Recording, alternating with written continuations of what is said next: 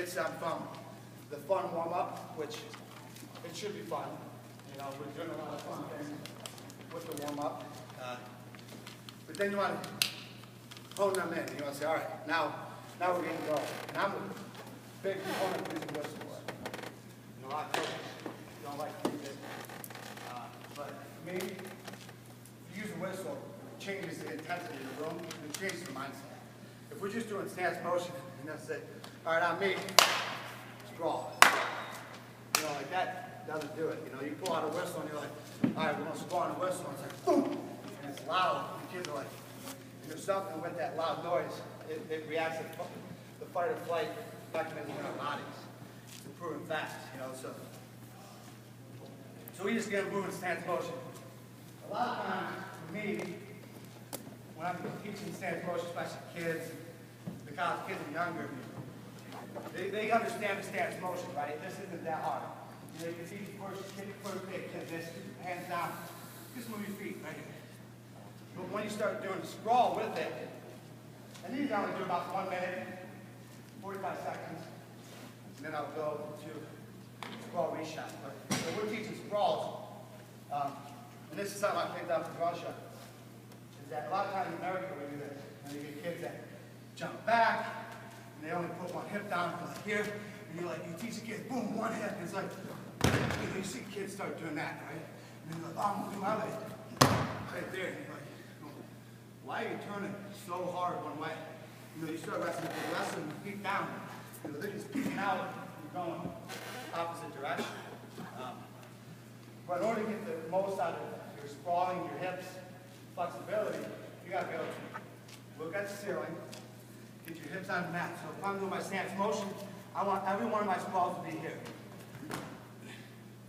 Right there. That's the most weight, both my hips on the mat, down, looking up. And that's going to teach me the flexibility. Now, the coming up part is just, boom. I'm ready to wrestle. I'm looking, I'm forward. I'm not turning my body. You start turning your body here. How am I going to recover back into a wrestling position? Now I got to bring my hips back. Now I got to come back. So now you no matter how fast your reaction time is, it's still going to be slower than if you get your hips down all at once. So we're wrestling here. Boom, I blow the whistle right there. Arch up. Come back up. Come back up. And so I start doing that. Obviously it's slower. By the end, you just right off whistle.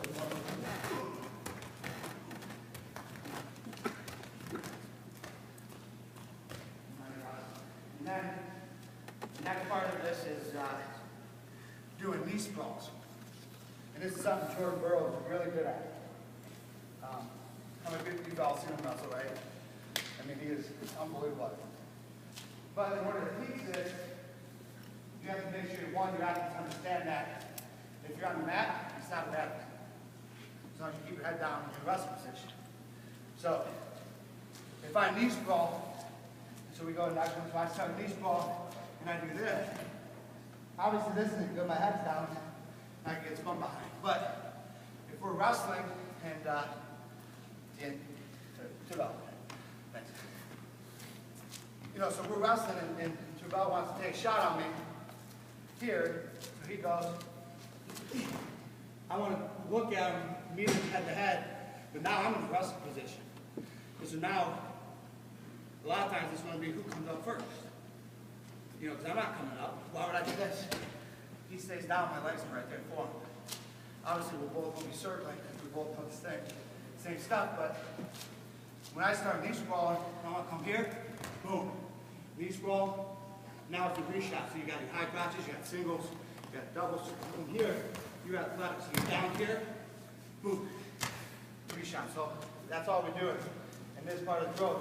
Knee sprawl, reshot here. We're moving, knee sprawl, reshot. Knee sprawl, reshot. Knee sprawl, reshot. So we'll do that for a minute.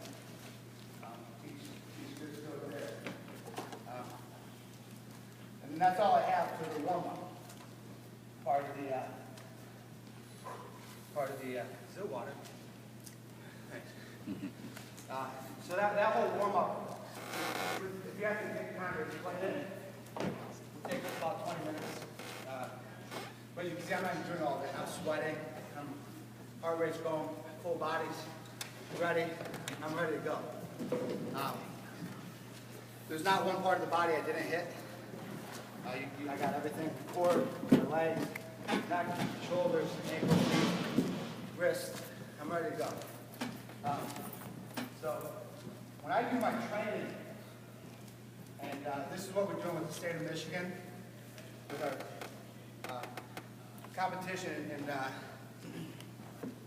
competition module and training module.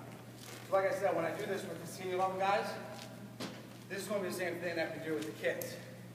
And obviously the kids are learning a lot of this advanced stuff, but as they keep this warm-up consistent, if you take a kid to a tournament, and this is the only warm-up you do, and you say, you ready to wrestle, and that kid goes and does something else, you just got to sit them down and be like, hey, we do this every single day.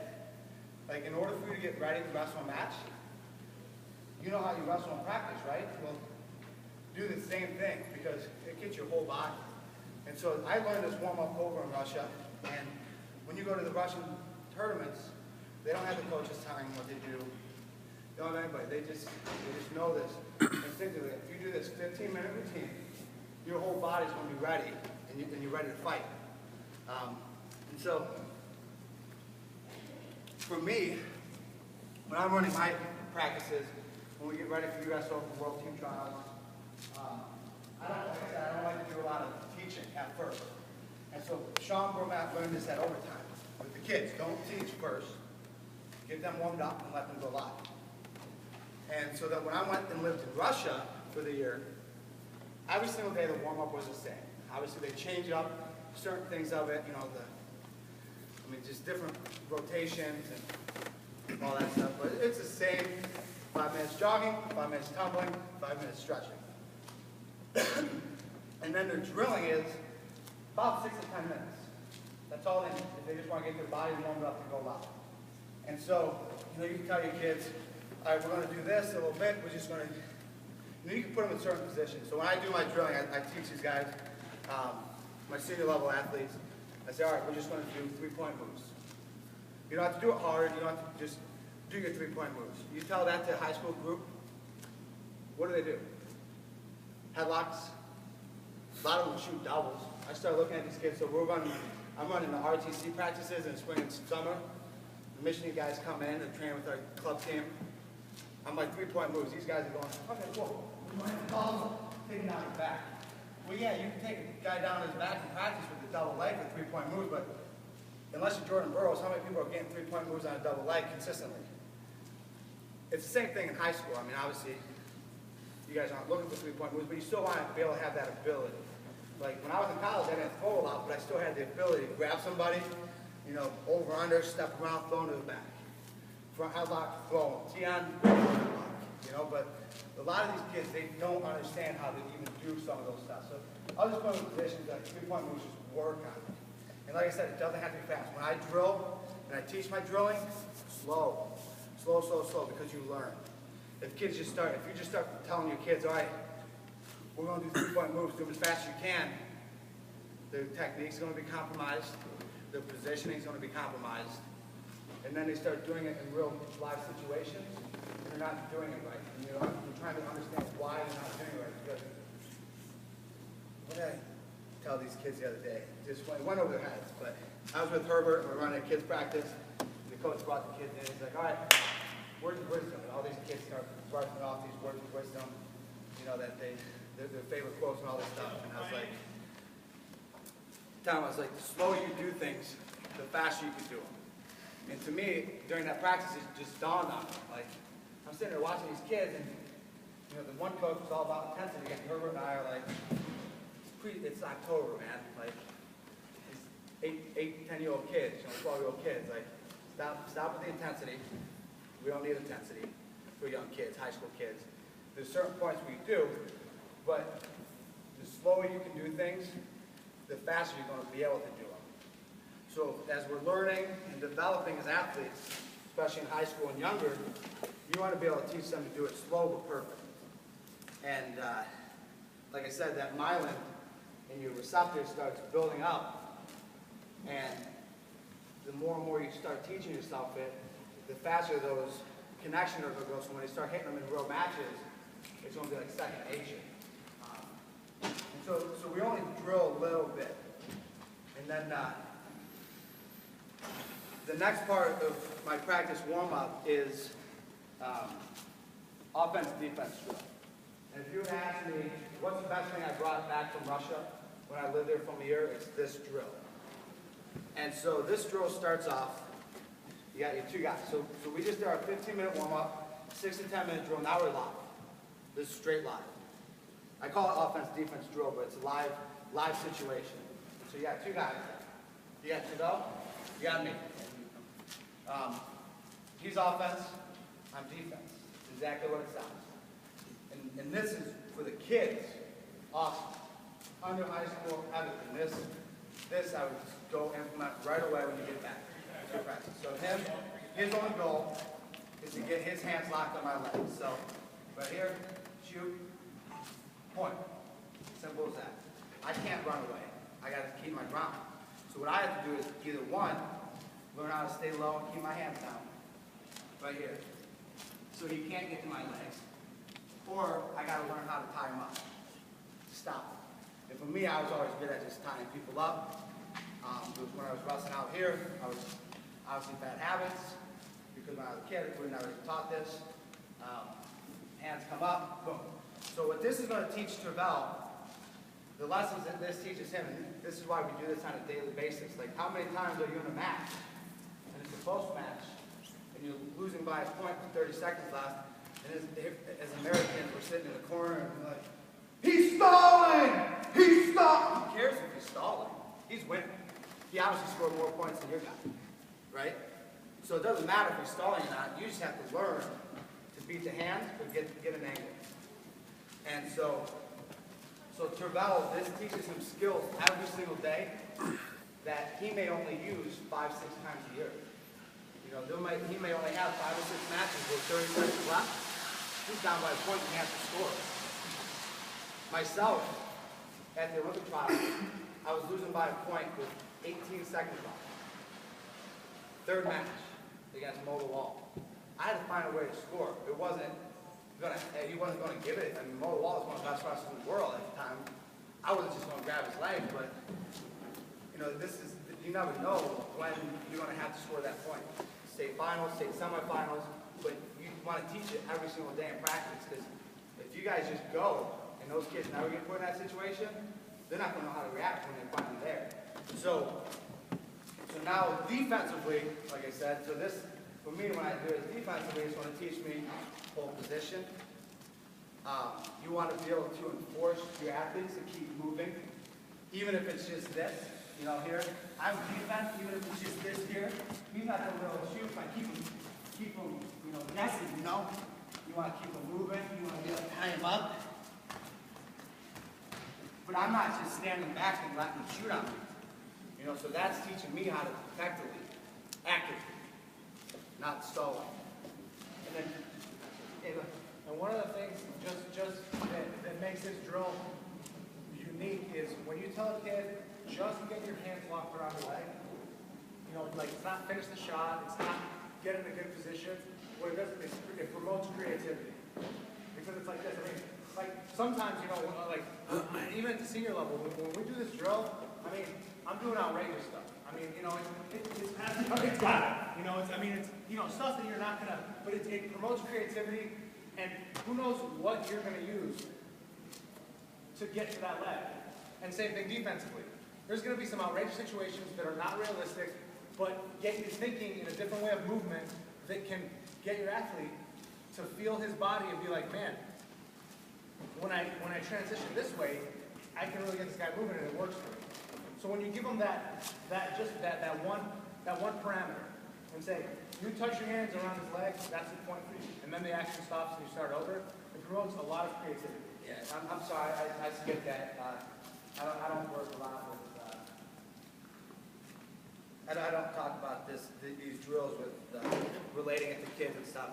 And even the creativity part, the other thing that I forgot too with this is that the risk reward. You teach a kid all he has to do is get his hands locked, and he's a first-year wrestler. he doesn't care. He's gonna try, right? Because if you're wrestling live and he doesn't get that hands locked, now he's getting it written out. He's getting his forearm in the back of his head, smashing his face on you. Well, what is he ever going to do the next time he gets on his feet? He's not going to want to shoot, right? You're like, shoot, I took a shot. I only know a couple things. The next thing you know, my head's getting smashed in the mat like this, and I don't want to shoot again. You know, so these drills start building up their confidence. And, you know, like, if I take a bad shot, I don't get it, back up. He doesn't get a point. The only point goes to me if I get my hands locked. And to back it up a little bit, Jake Kerber likes to do this drill with the kids. And when we teach this drill and we watch kids do this drill, you have an 8-year-old kid who's wrestled for 3 years, and you have an 8-year-old kid whose first practice it is. Who's going to be better at this drill? Just say, first day kid or 3-year wrestler? Not even close.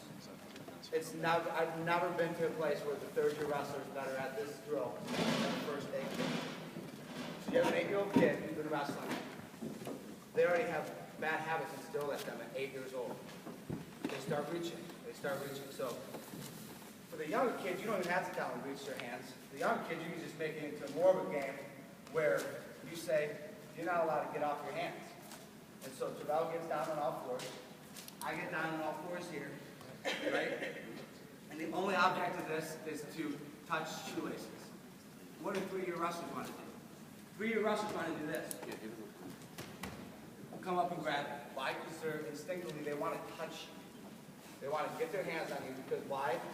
Americans, we say, oh, we got a hand fight. You know, you got to get on the kid's head. And the coach we were at the other day, I said he's all about intensity. He's like, telling these 8-year-old kids, 12-year-old kids, you got to get on the head, you got to pound the head, you got to pound. Why? That's not going to teach you anything. All that's going to teach you is when you're 8 years old, that there's a big difference between physical abilities at 8 years old that if a kid can do this, he may be able to smash another kid. But by the time you get to his age, Chevelle can smash me all he wants. I'm a grown man. He's not going to hand fight me to death. And you see that in college, but in college is right around 18, 19, 20 before you become a man. You can see a college senior at 22, 23 years old, Brent Metcalf, for example, and you can say, hey, Brent, wrestle this freshman. And when he was a senior in Iowa, how many tech falls did he get just by doing this? And guys are like, I can't do that. But 18-year-old kids are doing this constantly. Their backs go out, they're not strong enough in their core. But now I'm a man. They're about to do that to me all day. I'm just going to go like this. I'm not going to be happy the next day. I'm not going to feel good. But at the time, he's not going to just hand fight me to a score. So these drills teach you that there's other ways to score, the angles and creativity. So for the kids, it's just touching shoelaces. So we're down here, and we just move here, right here. You know, and it's just teaching you the angles, teaching you to keep your hands down. And so once we do the offense, defense, and little kids can do this a lot more, because they don't really have to get their hands locked, and they like to have more fun with this, because they get to move around a lot more. The third part of this drill, offense, defense, now we're both offense.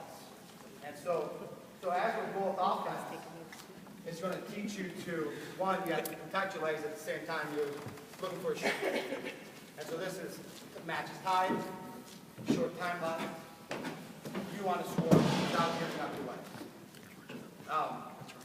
And when I was talking about the sprawling and the knee sprawling, this is where you want to emphasize that. As a coach, you want to say, hey, we're not sprawling all the way back. I'm not going to be fast enough to get to his legs with short time. If it's 0-0, can I do this? And Chevelle just fakes. You know, he just fakes on me. Can I do this? How am I getting to his legs? This isn't a wrestling position. This is not an athletic position. For most of the time, I don't know who invented the sprawl, to be honest. Who was like, this is how you sprawl your legs back. Because now I'm a sitting duck. And so when we're doing this, the biggest skill when you guys are both offense is learning the timing of your knee sprawl to reach out. So we're wrestling here, right here. Now, he comes at me. You know, I can get my hands out there, or, you know, we're just wrestling here. You know, we're sprawling, he's sprawling. And you can stay on your knees without being in that position. Like I said, keep your head up, keep your core strong, and look for those shots. So I do that every day. So we do our warm-up. Running, tumbling, stretching, 6 to 10 minutes of drilling, and then we go right into the line. Offense, defense. And like I said, I want to do that every day. So after the offense, defense, that is live situations. All right, so when we're developing athletes, and we're talking, all right, this and that. So I'm doing a clinic. Herbert and I, in order to get USA Wrestling Michigan back, we're doing a tour of the state. We're doing 12 clinics. We had a coach email us the other day from a decent club. He's like, here's the schedule. You guys are going to teach 4 hours in the morning. We'll have a 2-hour cookout. I'm going to put these kids to a 3-hour grind at night. I said, what? It's October, November. What does a kid need to go for 3 hours live for? So I can wrestle develop for 3 hours, right? And I can never be in a single leg position on him. How is that getting me a better overall wrestler? It's going to teach me to get my conditioning up. It's going to teach me mental toughness, which is, to me, mental toughness is easy to teach. You can teach a kid to go like this for 10 hours. Travell went to this crazy guy in Vermont or something, and the guy was just like, take something and take a big wheel and roll it up a mountain. So that's hard. I can do this for 5 hours. This is super hard. Mental toughness, and I can't let go for an hour. And I'm like, well, I just built my mental toughness, but it did nothing for me.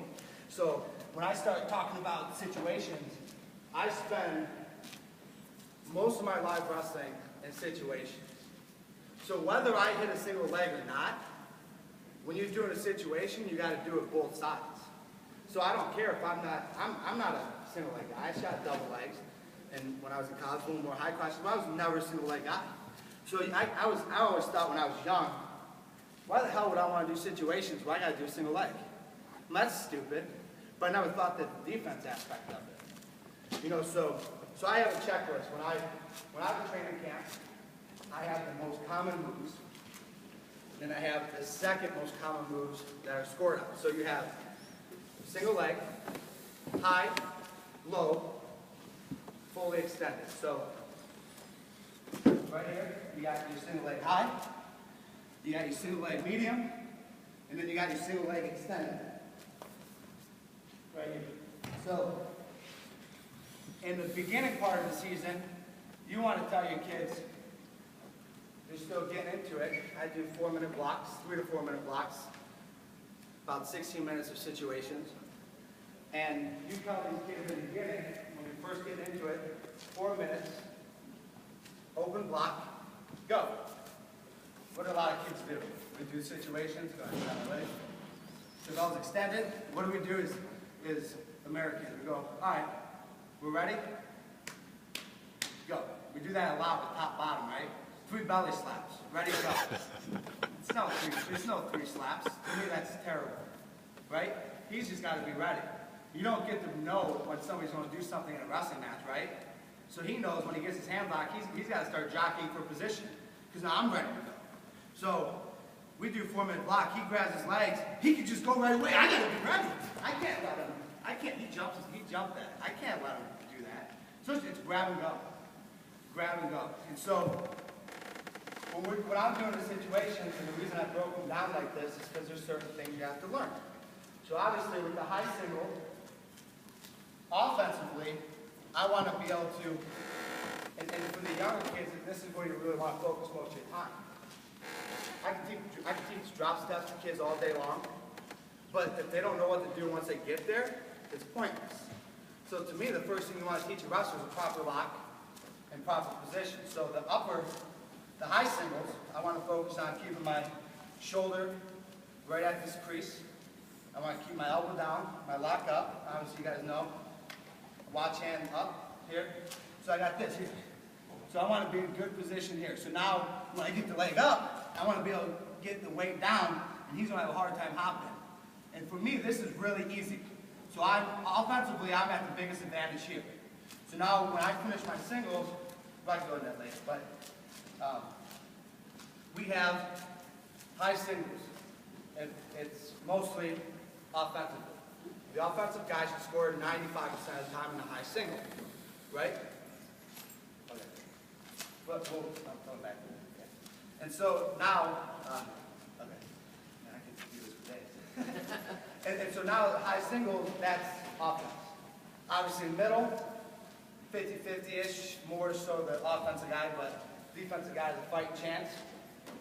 Extended is where you really teach your defense how to score when a guy takes a bad shot. And a lot of guys don't know how to do that because they don't have the right pressure, they don't know how to do the right moves, but we're hitting these every day. So I have offense, I have single, high single, medium single, extended single. I have high crotch, which I don't do that often because it's not realistic. Even when we had the clinch and freestyle, I was a little more scared than anything because you don't want guys to just start here and say, "Ready, go!" You know, throwing a big guy on his head, you know, that's not. So I don't do that often. But you have high crotch, medium high crotch, extended high crotch, crack down. And then you have high front headlock, low front headlock.